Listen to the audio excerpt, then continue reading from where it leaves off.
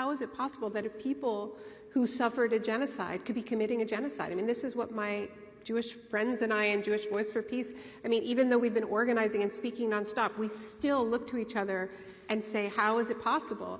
And I think we can't answer that question without understanding how trauma has been systematically weaponized by an ethno-state, and that Zionism is the ideology that turned trauma into a supremacist weapon. And so if we can't understand the discounting of the lives of Palestinian children without understanding an ideology that has indoctrinated people in this idea that you have to maintain Jewish dominance, right? So you see children as a threat. So, you know, I wrote that speech for the second night of Passover. Jewish Voice for Peace organized a Seder in the streets outside of Chuck Schumer's home, and calling for an arms embargo.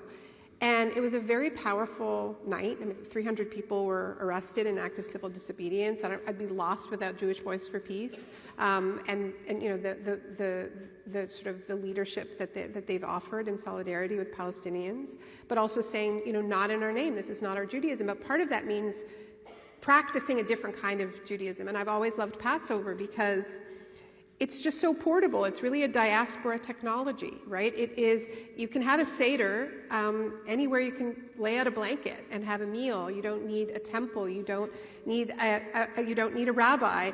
It's so democratic. And it's also, I'm the youngest child in my family, and on Passover, it's the youngest child who asks the questions. And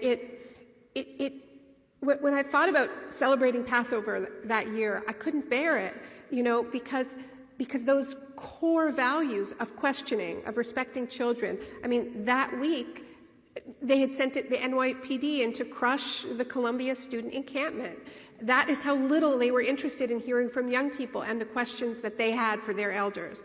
So, you know, I don't think we get out of this horrific spiral, genocidal spiral. It's worse than a loop because it gets, you know, we're spiraling downwards, unless we get at this weaponization of trauma through the ideology of political Zionism. We have to name it, and it is a false idol.